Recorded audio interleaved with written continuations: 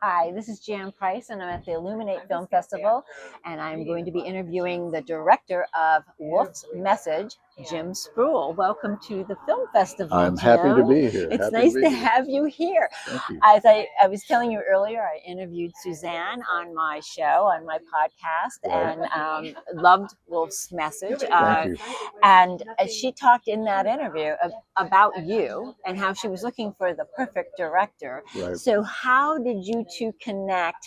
Because she was very particular. Right. She had turned down Hollywood, Right. who wanted to take the story and sensationalize it. And she said, and she would lose all of the control over how that narrative took place. Right. And she wasn't willing to give that up. And she was waiting for the right person to show up. And since she works intuitively, and as many of us do, she knew she wanted to find the right director. So how did you become the perfect director for this film? Well, it's a fairly long story, so I'll give you the Reader's Digest. We were put together by our son in spirit, Dakota. My wife and I, we lost our son. Well, he transitioned in November 2021, and he did all these shenanigans to get us together with Suzanne, to the point where she said, "I have to do a reading for you guys." And I just got chills. Oh, and then we had an hour's worth of chills on the reading. It was insane, and so it went so well. And he dropped in on her a couple other times as well, that she was going to be the keynote speaker at a Helping Parents Heal conference. See, this is the shortest I can do it, and so she was. I did a write up of here's what meant and this is what resonated with us, and these were all the really cool things that came from the reading. And she said, "Oh, I want to talk about you with your permission. I want to talk about Dakota, our son Dakota, at the Helping Parents Heal conference. But I need these pictures. I need this, this, this, this, and this." And I was sending them, and she'd send something back and say, "Oh, you talked about this. Send me those pictures."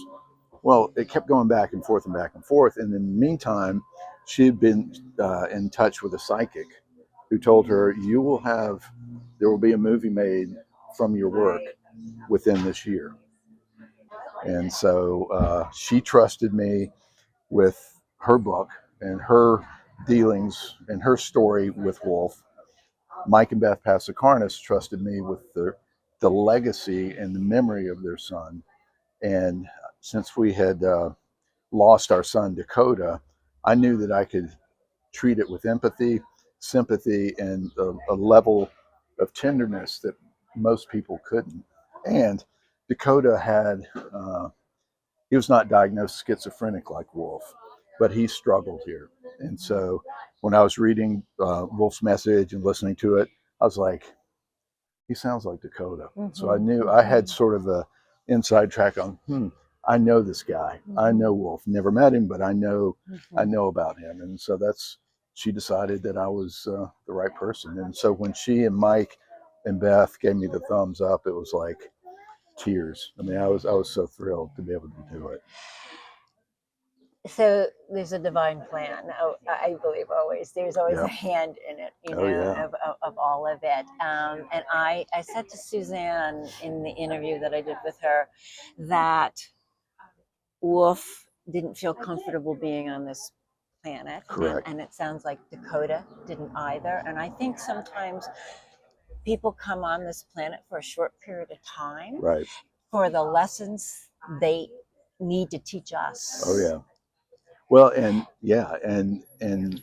when people talk about Dakota and when people talk about Wolf, the words kindness always come up, sweet, loving, and insanely creative. Our son was an amazing guitar player, videographer, and just an incredibly creative person with an IQ of 155.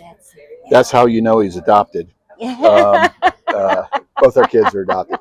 And but I think people who have high IQs are the ones who have the hardest time being on this planet. Oh, yeah. I'd be honest with you. I mean, I know a lot of people with high IQs who can't kind of deal with what's going on, and they're so in tune with with something higher, Oh, I yeah. believe.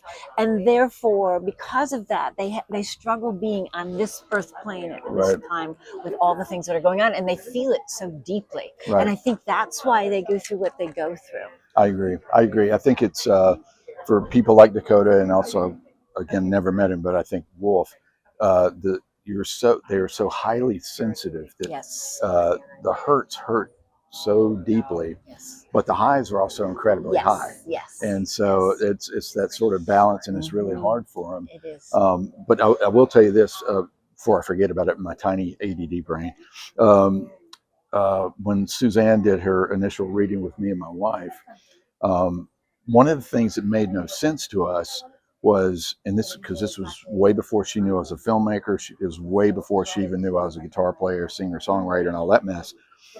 She said, Dakota is saying his name and going, Premier, Premier. We're like, well, that doesn't mean anything. And then, and then the other one, and then she said, and he's saying his name is going to be in lights. And at the very end of Wolf's message, shown right here, if you were watching it, it says for Wolf Pasikarnas, Suzanne Giesemann, and Dakota Spruell. And for me, every time I saw that, wait for the bus, it made my heart overflow because, buddy, your name is in lights. And so it was a big thing. It was one of the cool things about the reading that made absolutely no sense at the time. Beautiful. Yeah. Just beautiful. It's just the whole, all of it. Your story. Oh, thank you. Wolf's story, Dakota's story, all of it is just absolutely beautiful, and that's what this is all about. Yes, So I agree. thank you so much for doing what you do, and thank you. I honor you for being here, Thank being you. part of this film festival. Thank you so much. It's a joy to meet you in person. It's great to meet you. Thank you.